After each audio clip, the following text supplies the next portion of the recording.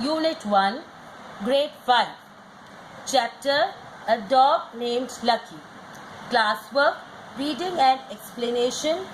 Homework, do reading, learn difficult words. Now this is your book. Open the book, Chapter 1, page number 1, A Dog Named Lucky. Now look at this picture very carefully. Looking at this picture and the title of the chapter, you will come to know that this is a story about a dog whose name is Lucky, and he used to live in a village with his master. Several years ago, I used to live with my uncle in a village. Now this I, you will be confused कि ये I कौन है? तो I is used for the writer. Writer ने अपने लिए आई का word use किया है, और ये जो डॉग है ये उनके अंकल का है जो विलेज में रहते हैं, और उस डॉग के बारे में सारी डिटेल्स ये राइटर बता रहे हैं. Most of the people in the village were rubber tappers. Now what are rubber tappers? Rubber tappers वो लोग होते हैं जो गांव में आपको नज़र आ रहा है, ये ट्रीज़ होते हैं. जैसे कि आपको पता है रबर जो होता है वो ट्रीज़ से हासिल किया जाता है. ट्रीज़ की जो ये होती है उसको खुरच कर इसके अंदर से रबर निकाला जाता है, जो बहुत ही हार्ड वर्क है. और वहाँ के ज़्यादातर लोग रबर टैपर्स थे. They worked hard in the plantation every day. However, my uncle earned his living by keeping goats. Since we could not keep a watch on the animals all the time, my uncle bought a dog to help us look after them. The dog was named Lucky.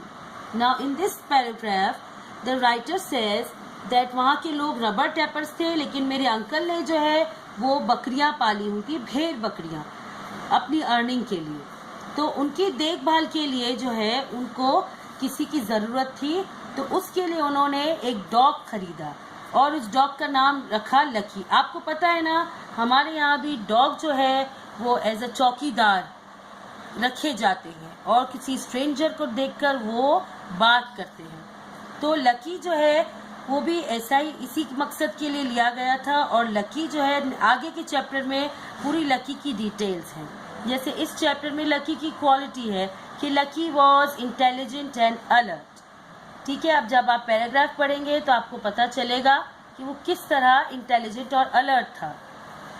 इसी तरह जब आप यहाँ आते हैं तो Lucky was not only clever and hard working, he was very brave to.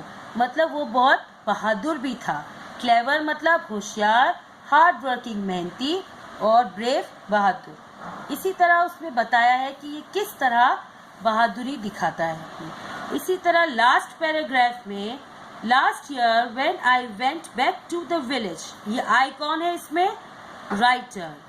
Last year when I went back to the village to visit my uncle, Lucky was waiting to welcome me at the door. मतलब uncle जो कुछ अरसे अपने uncle के साथ रहा था writer, तो लकी उसको भूला नहीं था और उसको वेलकम करने के लिए उसका इंतज़ार कर रहा था. Although he had grown somewhat older. Older means मतलब वो थोड़ा सा बूढ़ा हो गया था, उसकी एज ज़्यादा हो गई थी. He was still as strong and hard working as ever. वो बूढ़ा होने के बावजूद भी strong था और hard working था. Now boys, we will come towards the difficult words. Few difficult words. अगर आपको और कोई इनके अलावा और कोई words difficult लगते हैं तो you can take the help from the dictionary and find out the meanings of difficult words.